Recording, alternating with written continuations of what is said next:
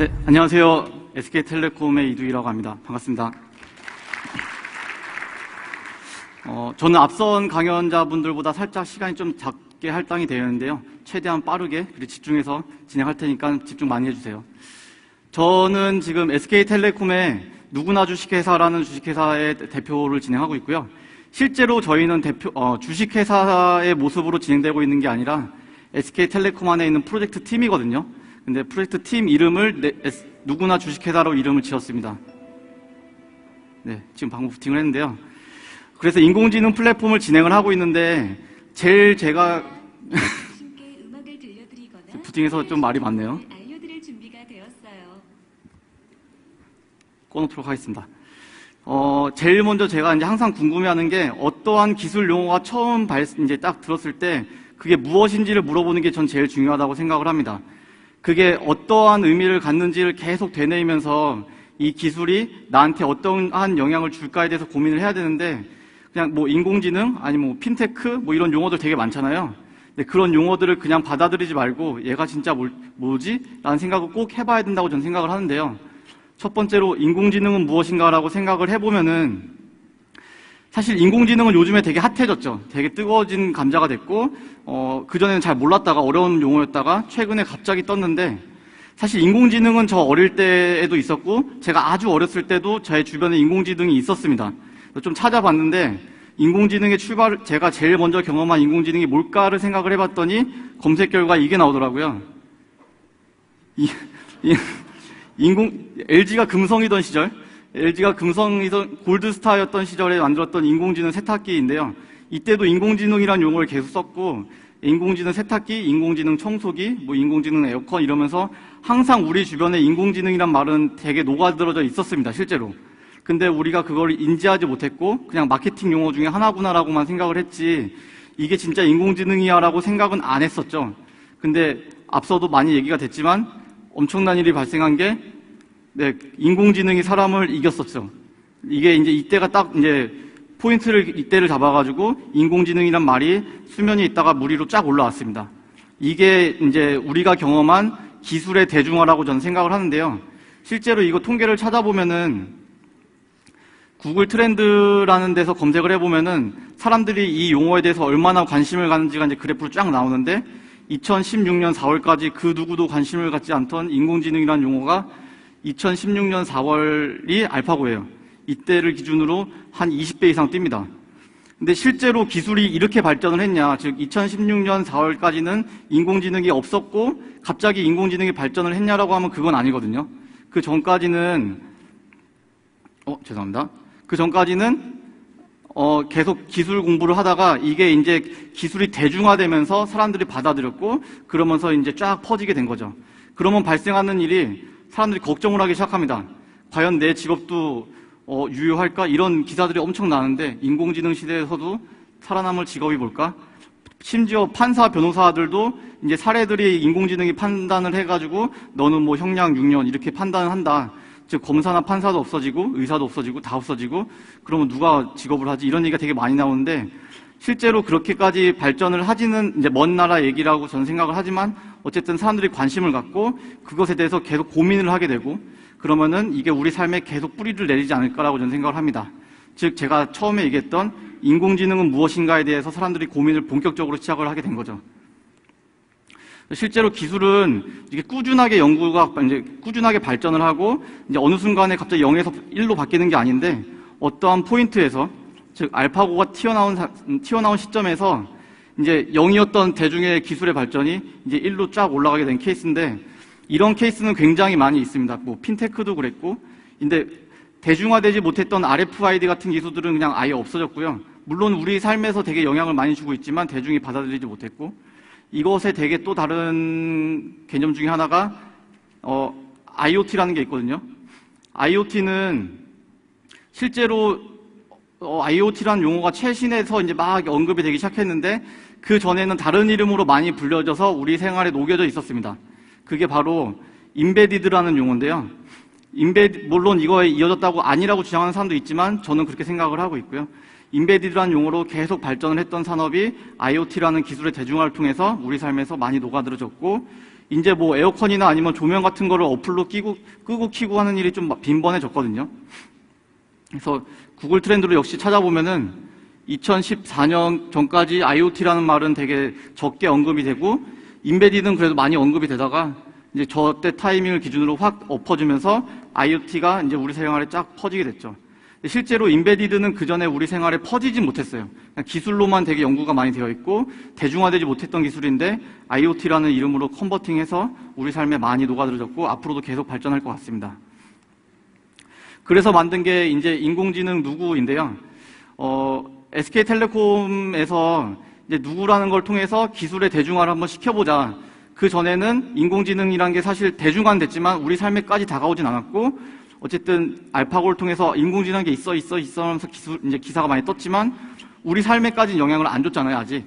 근데 우리 삶에 진짜 영향을 주는 그런 서비스를 만들어 보자라고 이제 기획을 했고, 올해 9월에 SKT에서 누구라는 제품으로 출시를 했습니다. 그래서 이거의 첫 번째 기능은 인공지능이고요. 그리고 여기에 인공지능만 바로 가면은 좀 약간 재미가 없으니까 핫한 키워드 하나인 IoT를 붙여봤습니다. 그래서 이 누구를 통해서 우리의 삶을 직접 바꿀 수 있는 일을 좀 많이 하는데, 거기다가 더해서 이제 새로운 개념인 입력 플랫폼의 변화를 좀 시도하고 있거든요. 실제로 입력 플랫폼이 변화할 때마다 엄청나게 우리 삶이 바뀌어요. 그 전에는 뭐 전화기가 처음 나왔을 때 이제 농촌사회에서 전화기 딱 나오면은 뭐 저는 모르지만 뭐 이장님께 전화하러 가자 이런 문화가 생겼다고 하고, 그 다음에 이제 핸드폰이 딱 탄생을 했을 때는 각자 이제 문자를 주고받으면서 피어투피어 커뮤니케이션이 엄청나게 증가를 했고, PC 통신이 나왔을 때 또 달라졌고, 그리고 스마트폰이 나왔을 때 또 달라졌는데, 그 다음 플랫폼이 뭐냐라고 했을 때 저는 음성이라고 생각을 하고 있고요. 이제 더 이상 이제 입력을 하기 위해서 손을 움직이거나 아니면 어떤 액션을 취하는 게 아니라 이제 야 뭐해? 아니면 뭐 하고 싶다라고 말을 하는 거라고 저는 생각을 합니다. 그래서 타이핑에서 시작됐던 이제 입력 방식이 터치로 바뀌었고, 터치로 바뀌었던 게 이제 음성으로 바뀐다고 생각을 하는데요. 이때마다 되게 유명한 기업들이 하나씩 계속 탄생을 했죠. 그래서 음성 시장이 누가 될까라고 이제 저희는 얘기를 많이 했고, 저희가 한번 잡아보자라고 생각을 해서 이제 이 제품을 만들게 됐습니다. 그래서 실제로 저희가 이제 SK텔레콤 누구가 가지고 있는 인공지능 기술을 나열해 보면 일단 요게 지금은 전부예요. 일단은 노래를 들을 수 있고요. 스마트홈을 이용해서 뭐 가습기를 껐다 키거나 아니면 에어컨을 껐다 키거나 보일러를 내가 집에 들어가기 전에 미리 데우거나 뭐 이런 거 할 수 있고, 그리고 스케줄, 알람 이런 거 할 수 있거든요. 근데 잠들기 전에 그동안 핸드폰으로 이렇게 내일 아침 뭐 7시 알람을 맞추던 거를 그냥 침대에 누워가지고 내일 아침 7시에 알람 맞춰줘 라고 하면 얘가 내일 아침 7시에 엄청 시끄러워집니다. 그리고 날씨 물어볼 때 이럴 때도 되게 좋고요. 근데 아직 기능이 그렇게 화려하진 않고 저희도 많이 발전 중에 있어요. 그래서 저희가 고민하고 있는 게 이런 인공지능이라는 기술을 일단 대중화시키려고 저희가 출발은 했는데, 이거를 친구의 개념으로 갈지 아니면 비서의 개념으로 갈지에 대해서 아직 논의를 많이 하다가 일단 비서의 개념으로 좀 굳혀졌습니다. 친구의 개념이 뭐냐면은 일단 시연을 잠깐 해볼게요. 볼륨을 좀. 얘가 이제 가만히 있는 이제 스피커처럼 생겼는데 말을 걸면 일단 반응을 할 거고요. 근데 보통 이런 시연 환경에서 소리가 좀 울려서 얘가 못할 가능성이 좀 있는데, 못하더라도 좀 너무 웃지 마시고 집에선 잘 됩니다. 아리야, 다행히 반응을 했고요. 오늘 비와? 죄송하지만 다시 말씀해 주세요. 오늘 비와? 네, 죄송합니다. 아리야, 오늘 날씨가 어때? 오늘 서울특별시 중구 명동 하늘은 맑고 현재 기온은 영상 23도입니다. 최고 기온은 영상. 네, 저희 집 주소로 일단 되어 있는데, 이제 집 주소를 기준으로 이제 날씨를 알려주는데, 이게 이제 비서의 개념이고요. 뭐 내일 아침 알람을 맞춰줘, 아니면은 뭐 날씨나 아니면 스케줄 같은 거 좀 알려달라고 할 때 비서의 개념이고, 이제 친구의 개념으로는 아리야, 나 힘들어. 제가 안아드릴게요.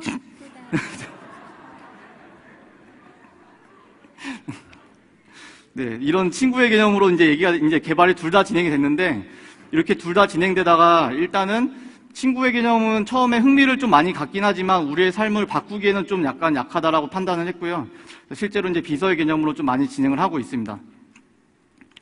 그래서 일단 지금까지 기능들 중에서 어떤 게 좋은지 많은지에 대해서 좀 저희 회의를 좀 많이 하고 있고 실제로 이제 사용자분들에게서 저희 피드백을 엄청나게 많이 받고 있는데요.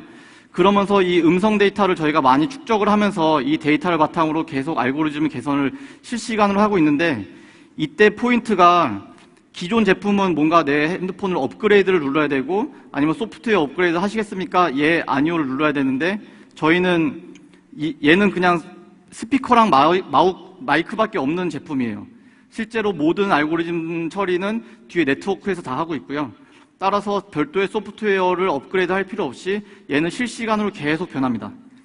그래서 아마 10월 말 내지는 11월 초에는 떡볶이를 주문하는 기능이 들어갈 거거든요. 그래서 집에 앉아가지고 너무 배가 고플 때 아리야 떡볶이 먹고 싶어라고 하면은 말 걸었더니 대답을 하네요. 떡볶이 먹고 싶어요라고 하면은 얘가 알아서 11번가에서 떡볶이를 주문해가지고 집에 배달을 해주는 그런 기능을 이제 탑재할 예정이고요. 그래서 즉 커머스를 다음 토픽으로 조용히 시킬게요. 네. 커머스를 기준으로 저희는 이제 다음 토픽을 잡아서 진행을 할 예정입니다. 이렇게 대중화가 진행되면은 그 다음 토픽을 잡을 게 이제 교육이거든요.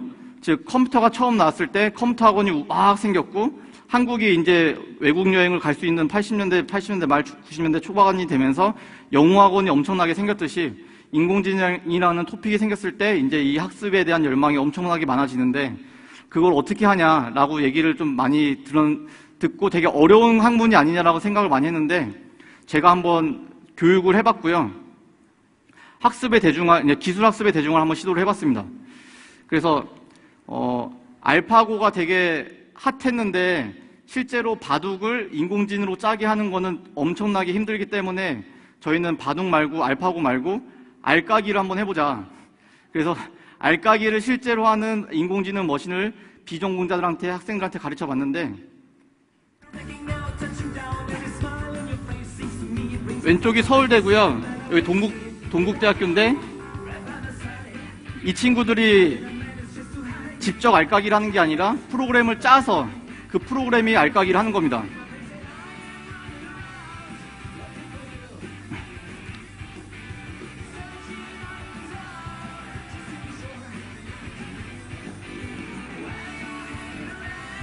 네, 이렇게 해서 이제 서울대학교에서 만든 AI가 이제 저희가 88개 대학교 리그를 다 했거든요. 88개 대학교 리그를 다 거친 결과 서울대학교에서 만든 AI가 1등을 해서 실제 알파고처럼 인간의 1등과 기계 1등이 다시 한번 리벤지 매치를 해보면 어떨까라고 생각이 들어서 프로게이머 홍진호 씨를 데리고 그리고 AI 최고였던 서울대학교 팀이랑 같이 이제 붙었는데 한번 볼까요?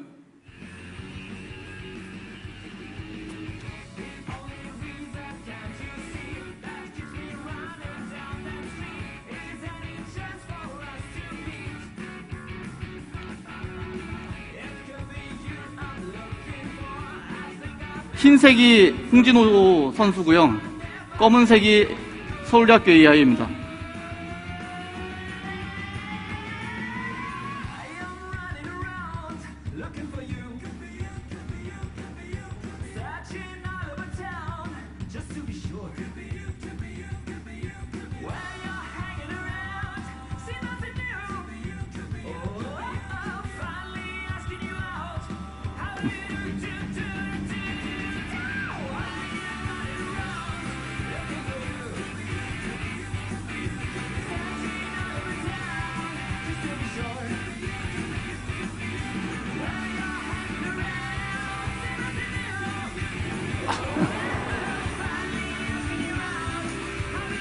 아쉽게 기계의 승리로 끝났고요.